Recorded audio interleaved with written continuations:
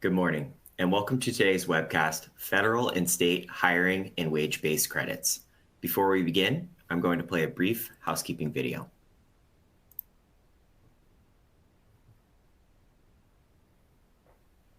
Welcome, and thanks for joining. We're pleased to present our continuing professional education webcast series. Before we begin, please keep the following in mind. You can customize how you view our presentation and interact with the presenter.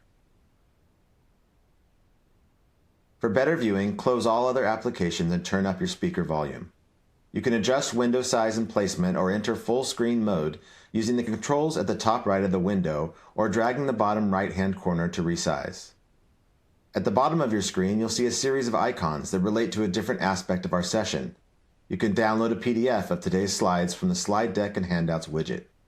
You can ask questions by typing in the Q&A window and clicking Submit. We'll do our best to answer all questions or follow up via email. If you experience technical difficulty, refresh your browser by hitting the F5 key. Today's session offers 1 CPE credit. To receive credit, you must meet the National Association of State Boards of Accountancy requirements. You must attend at least 50 minutes of the session and respond to at least 75% of polling questions. To participate in the polls, please check the button next to your answer within the slide window and click Submit. We'll track your progress and alert you when you've earned CPE credit. You can then click the certificate icon in the CPE Progress widget and download your CPE certificate. Don't worry if you can't download your CPE certificate today. We'll email you a copy in 2 weeks. If attending this webcast in a group, you must complete our group CPE attendance sheet, available in our slide deck and handouts widget to receive credit. Please have all group members sign it and send only 1 sheet per group. CPE credit can only be awarded to participants registered as themselves and isn't available for participants who view the on-demand version. This presentation is not legal, investment, or accounting advice. We encourage you to seek the counsel of a professional service provider to apply this content to your specific circumstances. I'm pleased to introduce today's presenters from Los Adams, Gabriel Sermeno, Director, Gina Kucera, Senior Manager, and MaryCaitlin Willcuts, Manager. Gabriel has worked in economic development consulting since 2011. He consults clients on statutory and discretionary credits and incentives related to economic development activities such as job creation and retention, capital investment, and employee training. Gina has worked in state and local taxation, both in the client service and industry experience since 2000. She's a seasoned practitioner focused on serving clients in the firm's tax credits and incentives practice.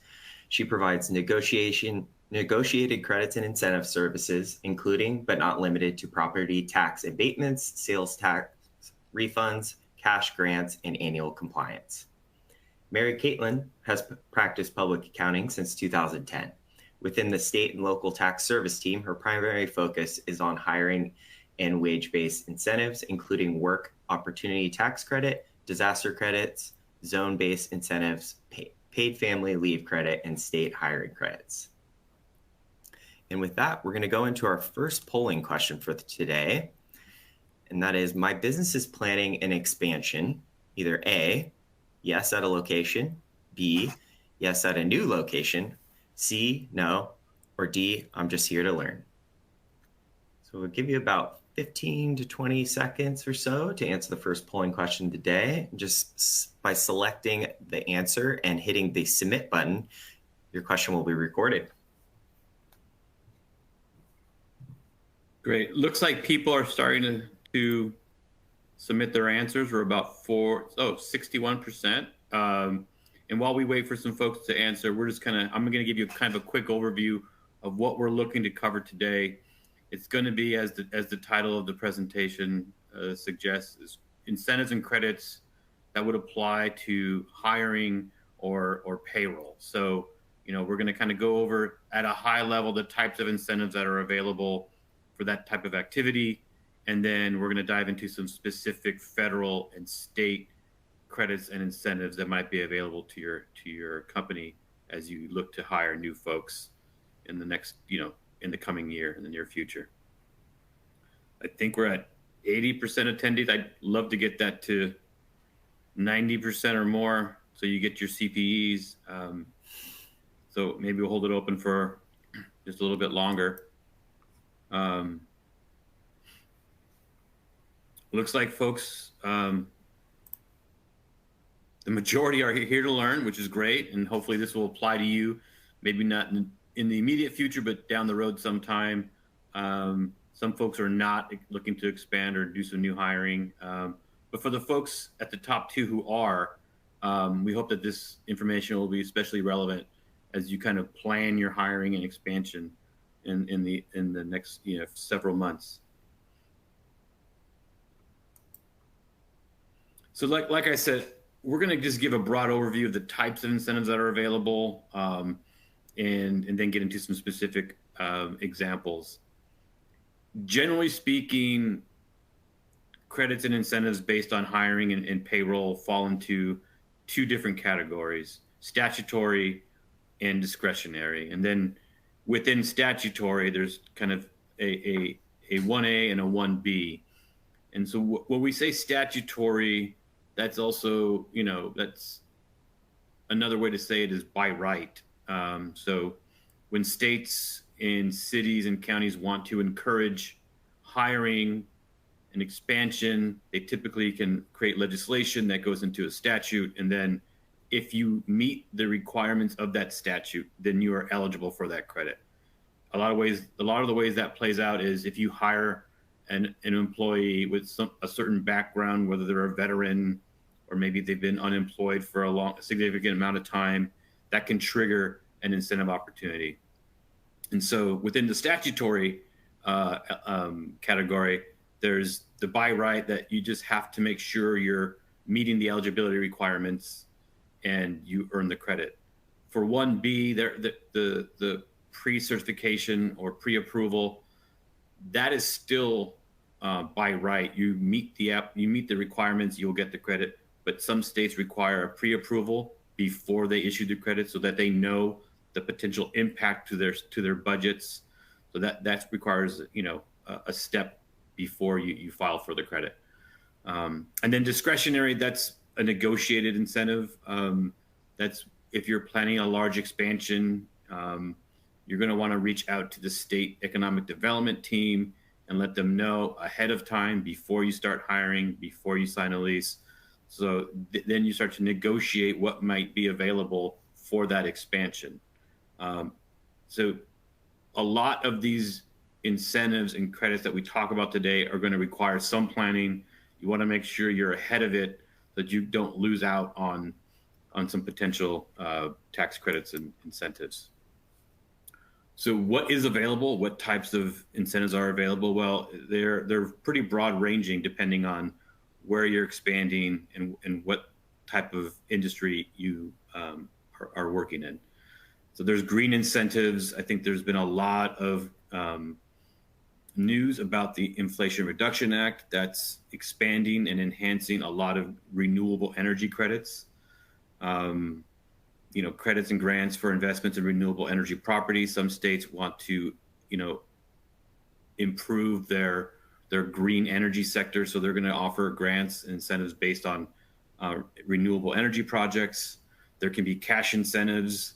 Those kind of fall into that discretionary bucket we talked about at the top of the presentation, where you approach a state with a project in mind where you're going to expand, and you can negotiate incentives, cash grants for either capital investment or for jobs. That's a negotiating process, but again, you're going to want to make sure you reach out prior to doing anything with respect to hiring or signing a lease or making any capital investment. There's also tax incentives. We'll get into a few of those examples today: hiring tax credits, payroll tax rebates.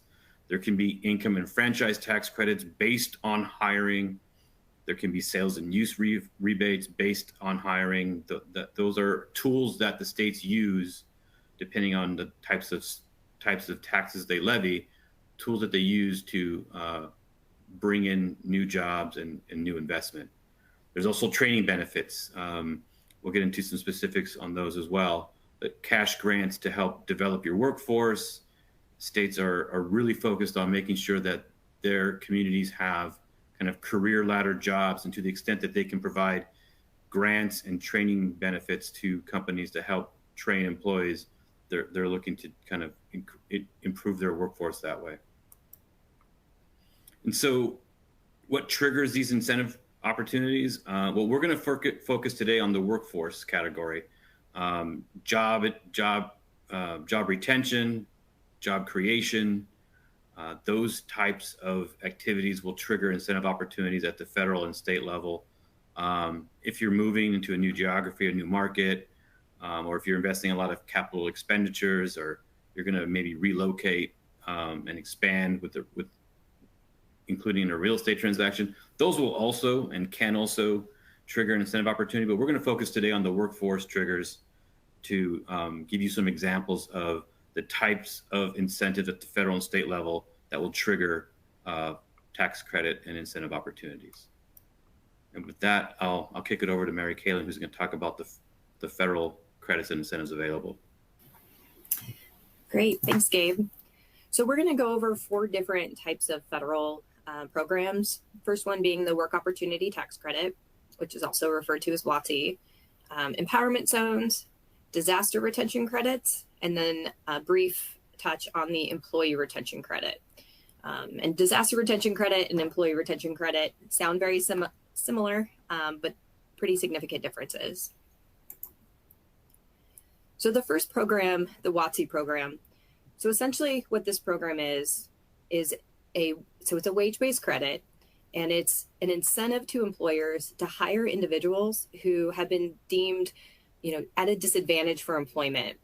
So those might be, individuals on government assistance for unemployment, felony convictions, veterans who have disabilities, individuals using vocational rehabilitation services. Different types of government subsidy programs can qualify an individual for your company if you hire them and retain them for a period of time.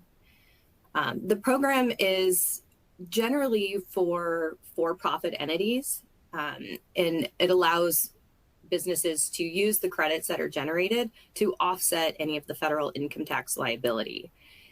If a business is in a loss and you're generating WOTC, while it's non-transferable and non-refundable, it is a general business credit that allows for a 1-year carryback or a 20-year carry forward. So if you generate credits you can't use, you can carry those forward into a year that you are no longer in a loss. Nonprofits can also benefit from this program. However, it's a much more limited opportunity. It's basically only allows individuals who qualify as veterans to qualify a nonprofit, and then the credit is used to offset payroll taxes. The WOTC program's been around for a really long time. It typically, I think 1996 might have been the first year that it was enacted. It's part of the Welfare to Work program, and this program tends to be one of those, 1 to 2 extensions as part of a larger package. So it continues to be around. Right now it's active through 2025, but we do anticipate it will be further extended beyond 2025, with some of these other credits that are due to expire at that same time. The program is prospective only, so it's something that if a business is going to take advantage, you implement a process into your hiring kind of routine, and only brand new hires who come in can qualify, and there's a statutory filing window. So once you've identified, somebody that you're going to hire and they qualify, there are 28 days to file applications in order to be considered for the credit. So it's important to keep in mind that this isn't a program that you can retroactively go back and take advantage of after you've done some mass hiring.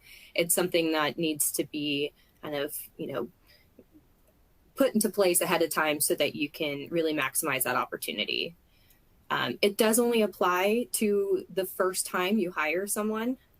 So for every, for turnover, for new net growth of employees, those are all opportunities to take advantage of this. And then depending on how an individual qualifies depends on the length of time or the amount of credit to be able to really, fully maximize the opportunity. And we'll kind of go through those. Here on your screen are the various target groups that individuals can qualify under for your business to generate tax credits. The first chunk of the chart are general target groups. These apply to any individual. And then the second chunk at the bottom are applicable to veterans. So you can kind of get an idea of the different types of buckets this program's targeting.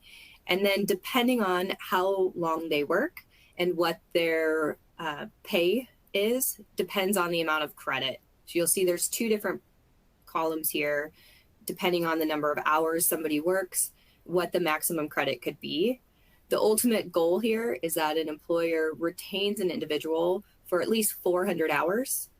Once they've hit 400 hours, the likelihood that they'll maximize the credit opportunity is greater.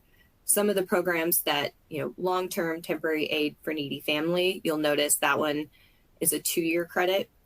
And then a lot of the veteran categories allow for larger credits than some of the more general target groups. So something to keep in mind, the two that have a green star next to them, food stamp recipient and unemployed, those are the two where we see the most qualification. Significant amount of opportunity, especially after COVID, for individuals who lost jobs and might still be struggling to get themselves back into the workforce. For employers that want to take advantage of this, the best way to do that is to outsource it. This program does carry significant administrative burden. It does, as we talked about, require, filing applications. You have to work with state workforce agencies in order to obtain certifications. And so as I mentioned, the best way to do this is to outsource it. And to kind of give you an example of what that looks like, on the left-hand side, when you outsource this to another provider, typically these are the two main things that the employer would need to do. And then everything on the right is what the provider would do. So it just kind of shows you, by outsourcing it, you can take all of those items off of your HR hiring team's plates, and to really be able to try to, obtain as many certifications as possible, so you can really, take advantage of all that this program is offering, depending on the demographic of individuals that you hire.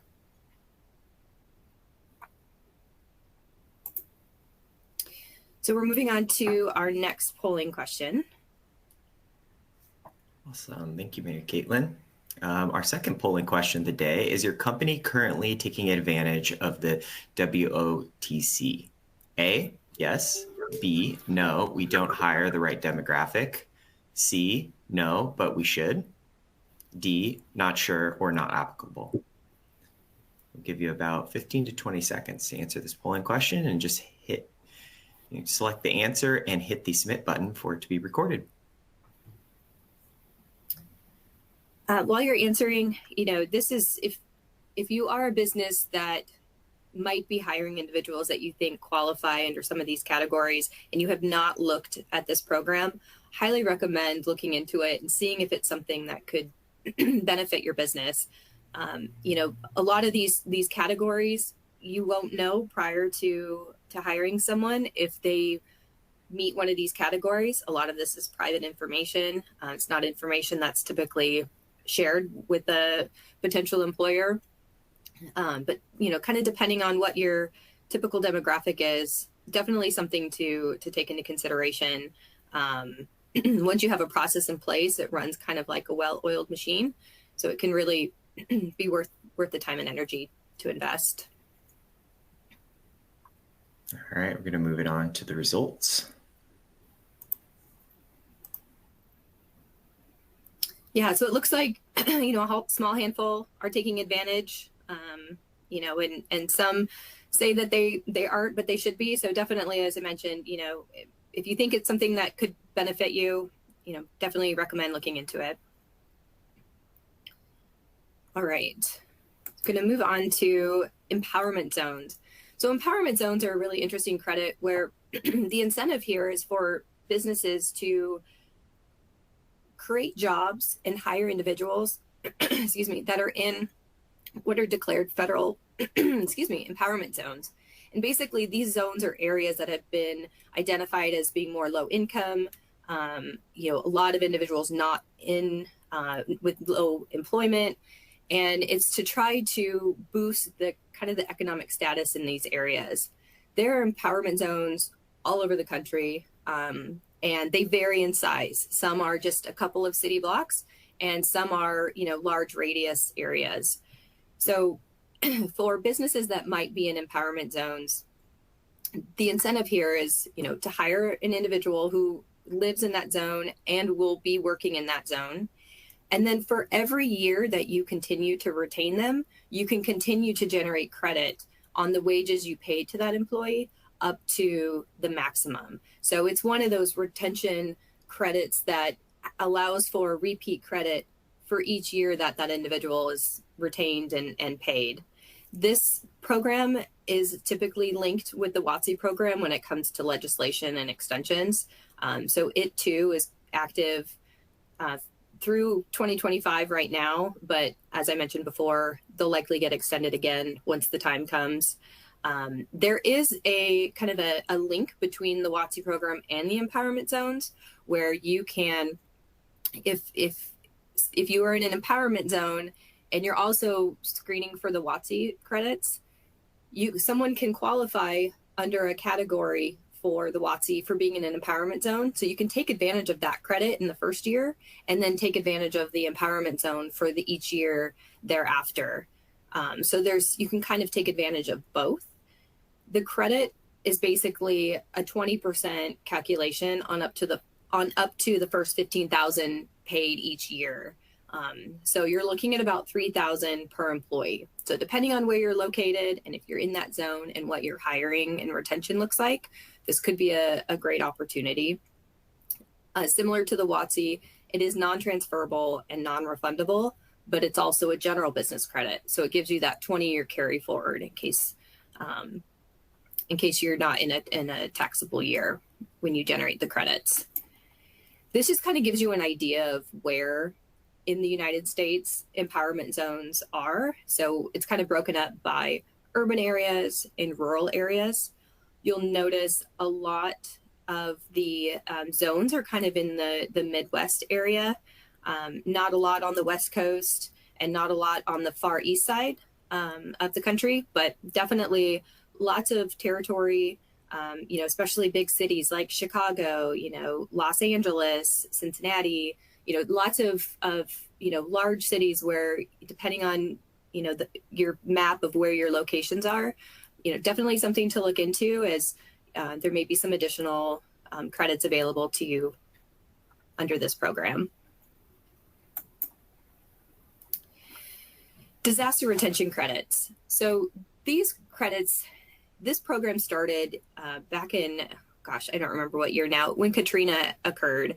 And it was to provide some relief to businesses who their primary location was impacted from, flooding at the time, but now it's extended to, if your location was impacted by wildfires, hurricanes, tornadoes, flooding, earthquakes, any large natural disaster where the government has declared it a disaster zone, you can generate a credit for retaining and paying your employees who primarily work at the location that was impacted.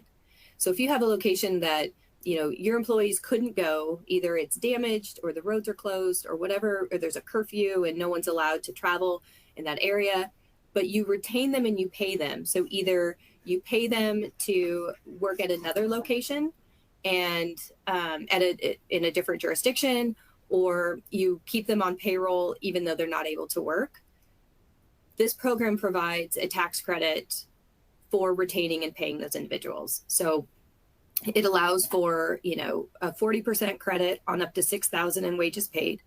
Excuse me. So you're looking at a maximum of $2,400 per qualified employee.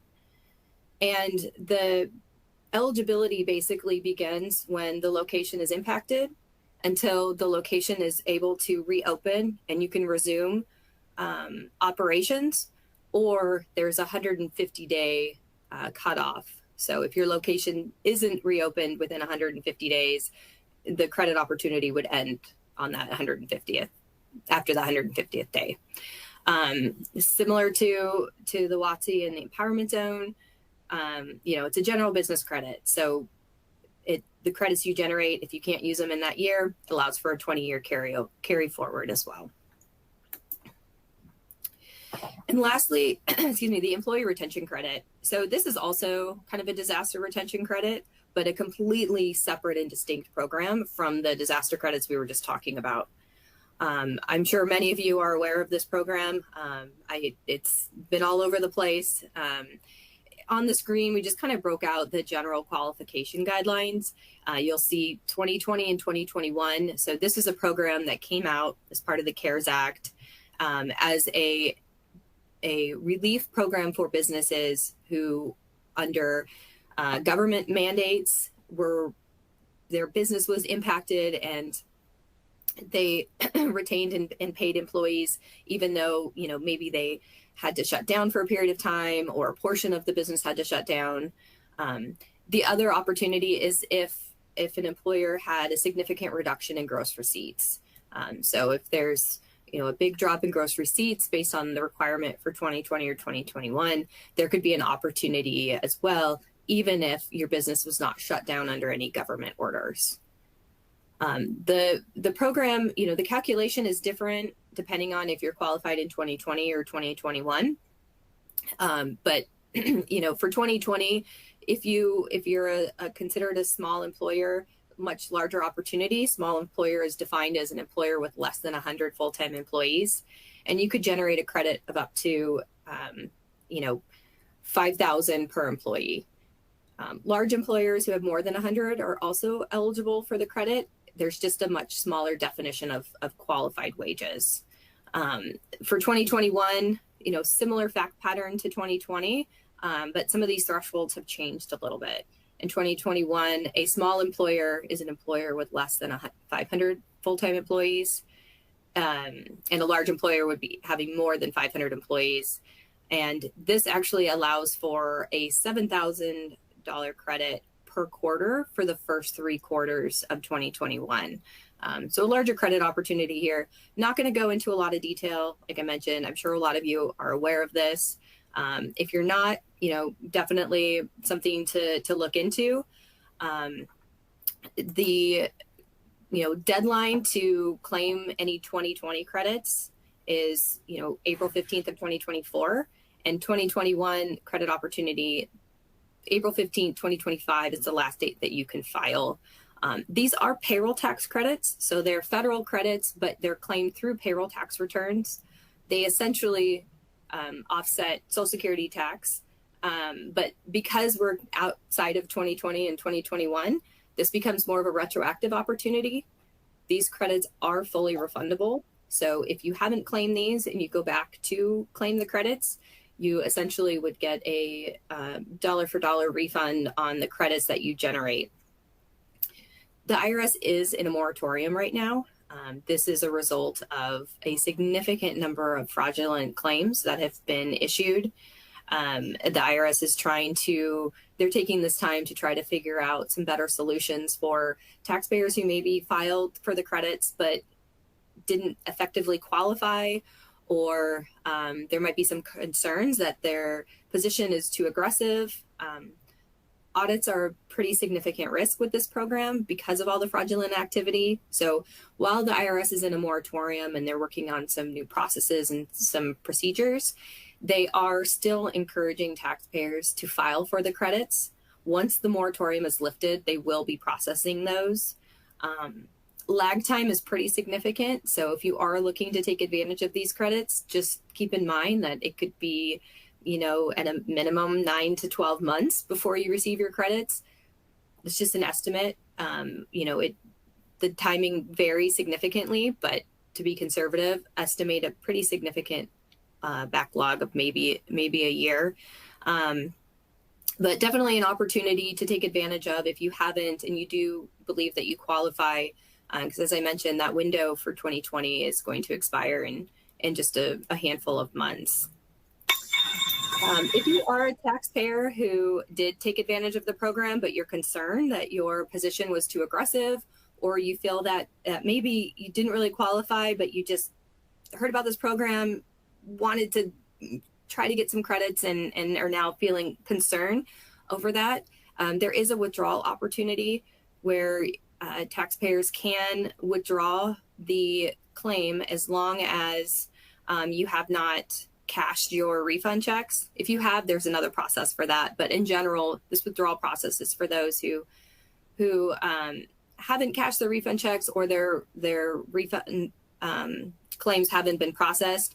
You can submit a withdrawal, and basically the IRS will treat that as if you've never filed at all.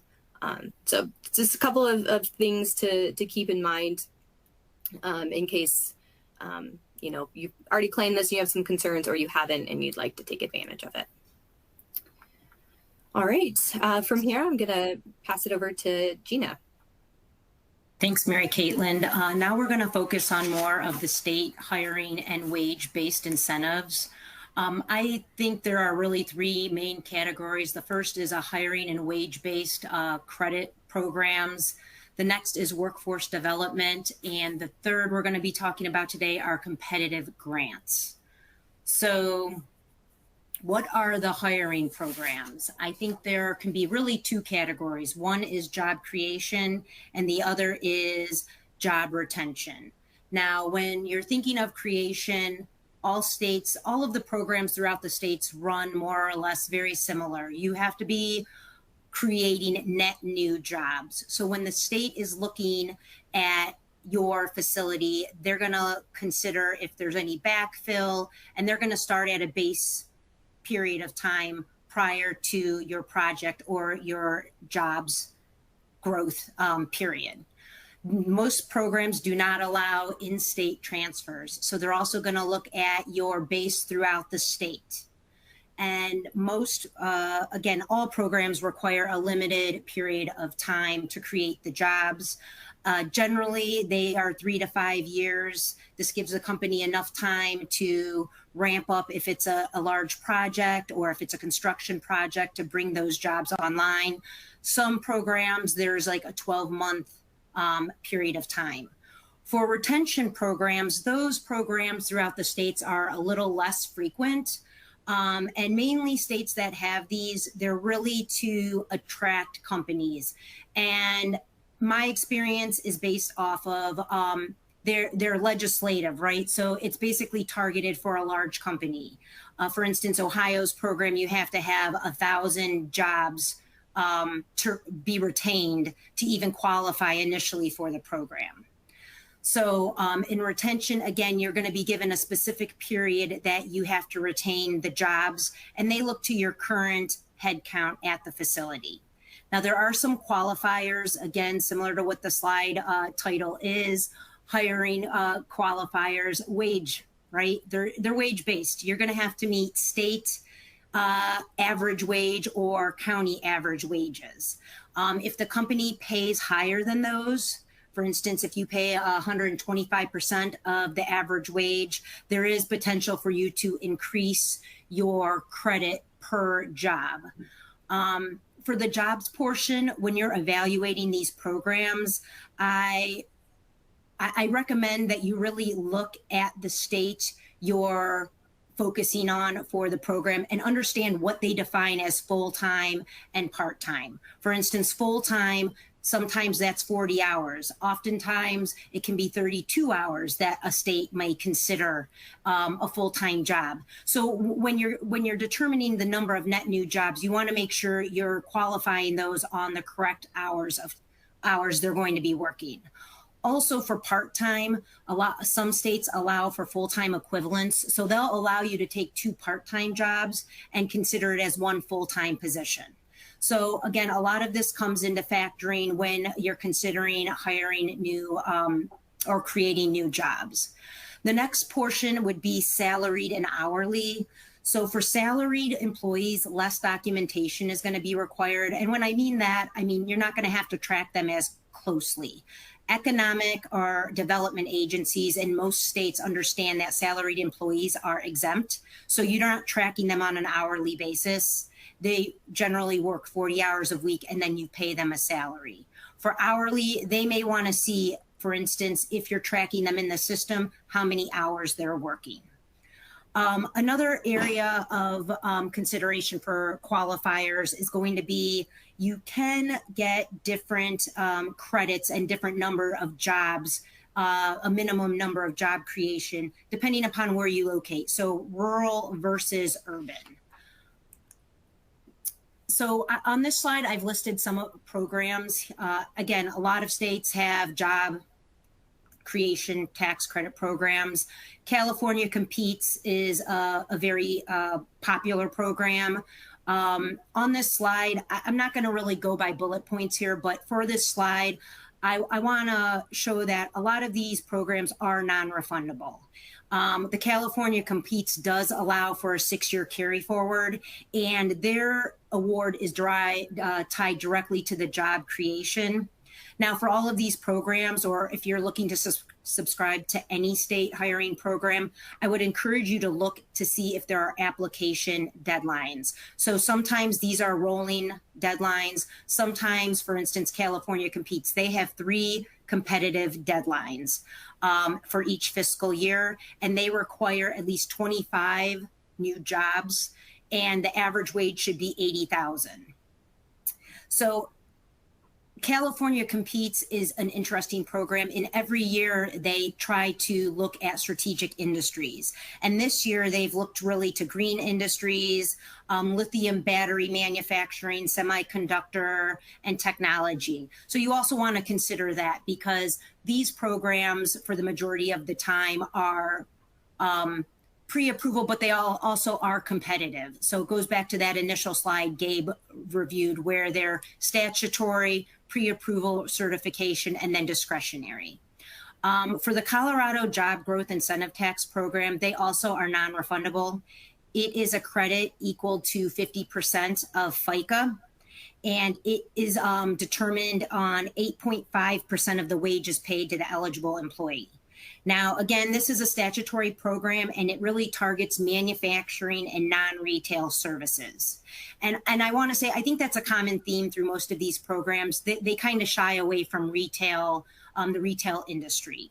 This program is on a rolling competitive round, as well as it's performance-based. So they will pay you when you meet certain threshold. And a lot of states are also going to performance-based incentives because it requires a lot less, it allows them to eliminate some of the more aggressive clawback language you're gonna see in some of these agreements. So if they're paying you as you go and as you're meeting these thresholds, it's going to be less that you may have to pay back in the unfortunate event that you may not meet your projected head count. New Mexico high wage job tax credit. So this actually is a refundable program, and this is statutory. So you get it as of right, as long as you're creating the jobs. There's no minimum job creation, and the minimum salary is $60,000 in an urban area and $40,000 in a rural area. And then the last program is the Tennessee Job Tax Credit.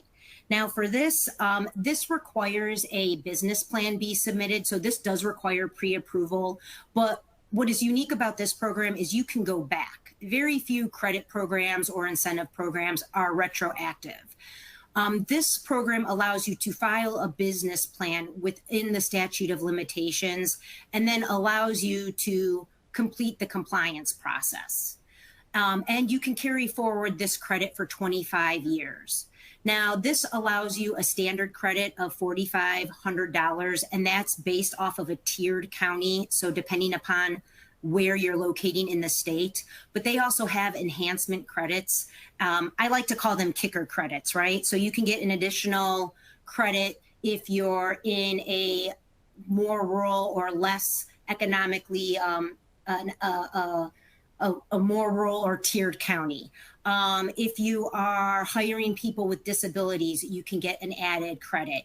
You can also get it for community resurgence, so basically high poverty areas. For this credit, you have to create at least 10 net new jobs. And again, that depends on the county. And you have to invest $500,000 over a 3-year period. So this generally has an investment portion that goes along with it. The next program are workforce development programs. I don't want to say necessarily these are so much programs as these are agencies, and they partner with you. They are going to help you with recruitment assistance, applicant screening, training reimbursement. They'll offer you grants, customized training. Some of the qualifiers are you hiring new employees? Do you have on-the-job training? Do you need to retrain employees? If you require ocean recertification, apprenticeship, again, they really want to partner with companies. I mean, I'm a very strong advocate for workforce development programs and agencies. Some of the agencies here today that we're talking about, Georgia Quick Start.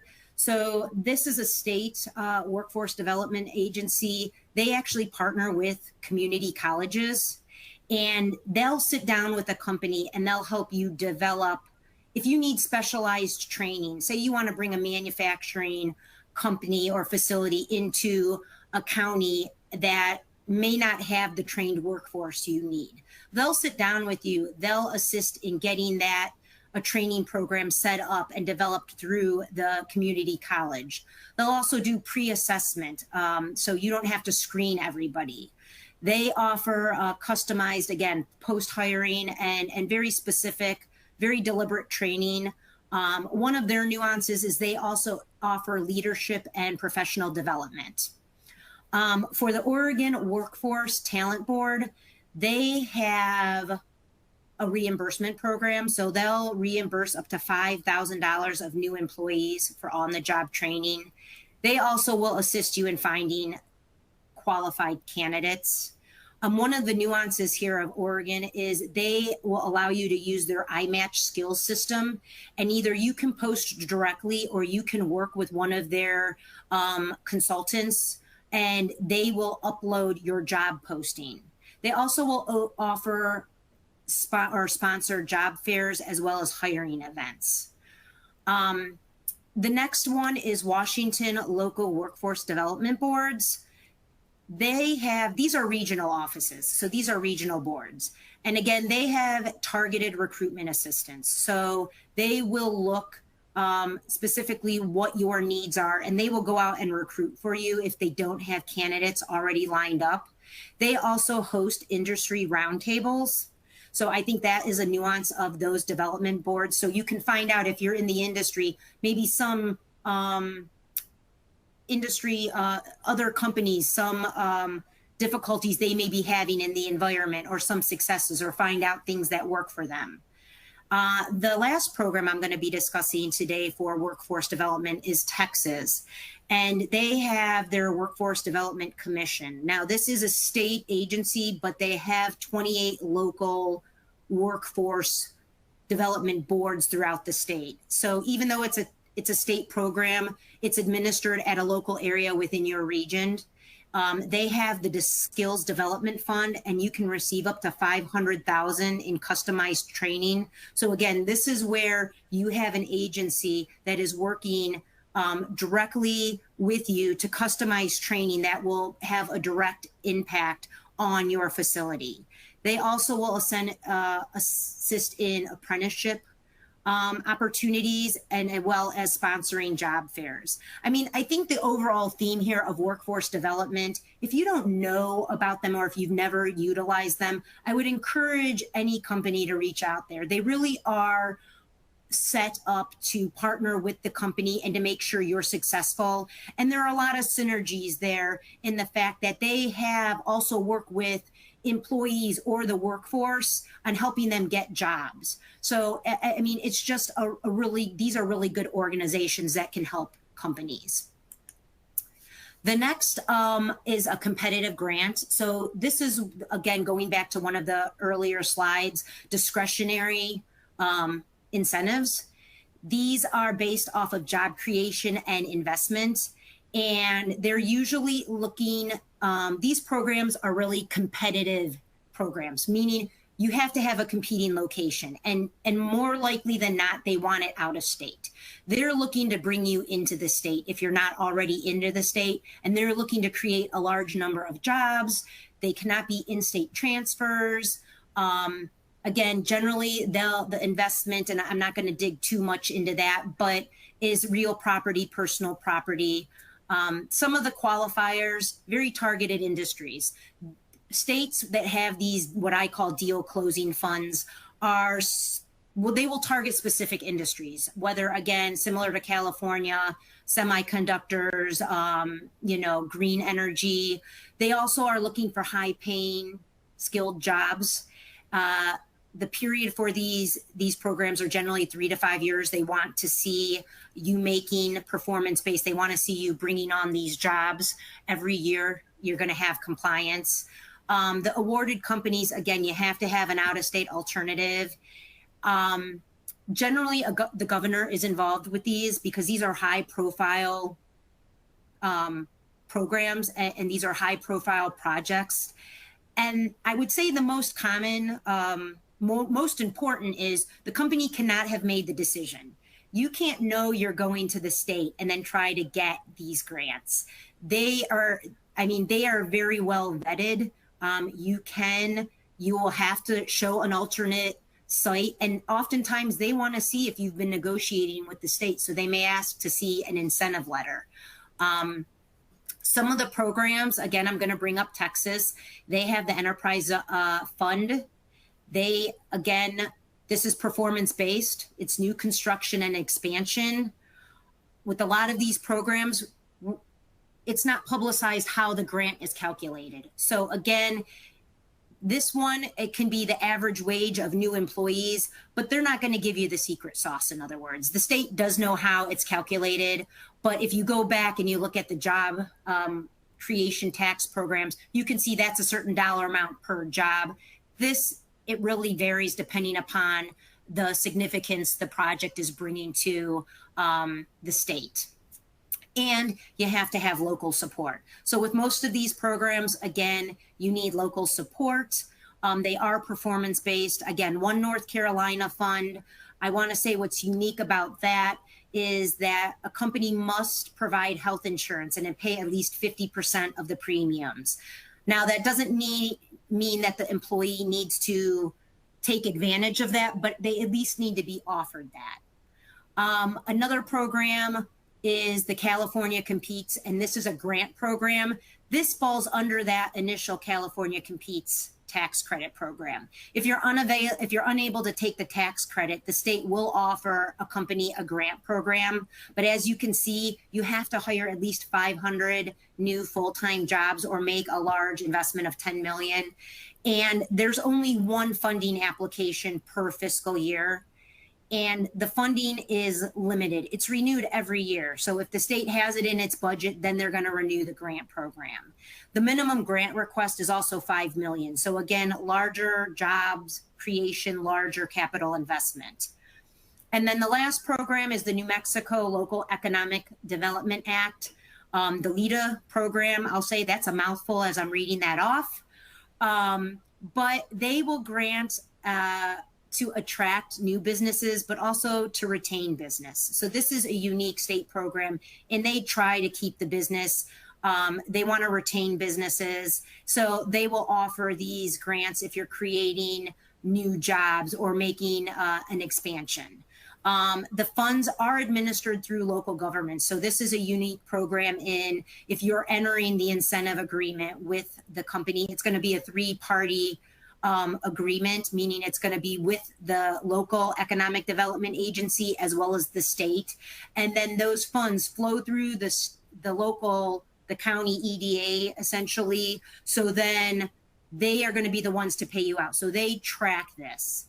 And then you also have to demonstrate a significant community impact. So, and I didn't really list that through all of these programs, but most of these discretionary programs, either they on the state side will do a high level economic impact analysis, or they're going to want you to do one. They're going to want to see what your project is not only bringing directly to the community, but indirectly. So if you're creating 500 jobs, how are those jobs impacting? Are you going to have moving people to that community? Are there going to be restaurants that may open up? Grocery stores. So how does this project necessarily impact the local community? Also, which I didn't really touch upon, is a lot of these programs do require local support. So you have to have a county offering some sort of incentive along with the state. So whether it's an abatement, job creation at a local level, again, a number of factors here. I think we're going to be moving on to a polling question. Awesome. Thanks, Gina. And we have our third polling question of the day. What incentives interest you the most? A, hiring incentives, B, workforce development programs, C, competitive grants, or D, none. So we'll give you about 15 to 20 seconds to answer this polling question. Select the answer and hit the submit button for the question to be recorded. And while you guys are walking through that, again, I think the largest takeaway here is, job creation. States are going to incentivize for it. And again, most states want to partner with you. They're not going to, they want you to be successful because they are successful, and then the communities and the localities are also successful. And I'll be honest, Chad, I'm not sure how to see the polling results. Do I just click to the next screen? Yeah, I'm gonna advance them right now for you so you can see the results. Okay, so it seems like you're interested in the hiring incentives are the biggest driver, and then workforce development, and then the competitive grants. Okay, so yeah, and again, job creation tax credits. Again, most states have some sort of program, and they all basically require new job creation. And then this last slide probably looks familiar because even though we focus today on the hiring and wage-based incentives, I'm going to mirror Gabe's thoughts. Green incentives, very strong in today's environment. A lot of states are looking at those. There is the Inflation Reduction Act. I mean, New York, they're looking to go all green. And I want to say, I think they're by 2030, they want their state to try to be all green. So they have a huge push for green incentives. Again, there are tax abatements. So these are more on the negotiated side. And again, they can host from 75 to 100% tax abatement over a 5 to 10 year term. So I would encourage any company who is really looking to not only create jobs, but make an investment to really look at different incentives that may be in play, or reach out to the economic development agencies in your area. And I think we have one more polling question. Thanks, Gina. And our fourth polling question for today, what other incentive opportunities interest you? A, property tax savings, B, investment tax savings, C, green initiatives or incentives, and D, state enterprise zones. I'll give you a little time to answer this polling question as well.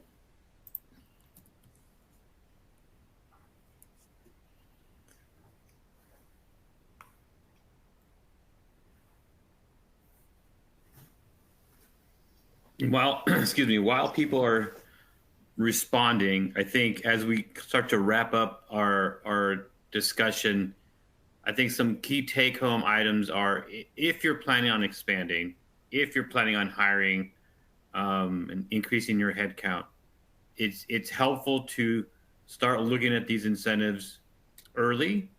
And we didn't cover any that were retroactive. That's because there's not a lot that are retroactive. Most you have to at least plan for and ensure that you're hiring either the right demographic or that you reached out to the state and local jurisdictions and kind of negotiated an incentive or applied for it. So there is some planning involved to make sure that you can capture these incentives and don't leave money on the table for hiring and expanding your headcount. Looks like a lot of folks are interested in property tax savings, investment tax credits. Those are the top two, but generally interest in all types of incentives. And so hopefully we covered a lot of that for you today. I think we have a couple minutes left in our time for some questions. But yeah, we are here to answer your questions. You have our contact information here. You can reach out to us at any point and follow up on those property tax incentives that were at the top of the polling question, or any of the incentives that we talked about today. And with that, I think we can give you back 5 minutes of your day. Chad, if you have some closing comments, I'd kick it over to you. Awesome. Thank you, Gabe, Gina, and MaryCaitlin for a great presentation today. If we didn't have time to answer your questions, we'll do our best to follow up with you after the webcast. As a reminder, if you attended today's presentation in a group and would like to receive CPE credit, you must complete the group attendance sheet found in the slide deck and handouts window. If you participated as an individual and met all certification requirements, your certification is available for download now in the CPE progress window.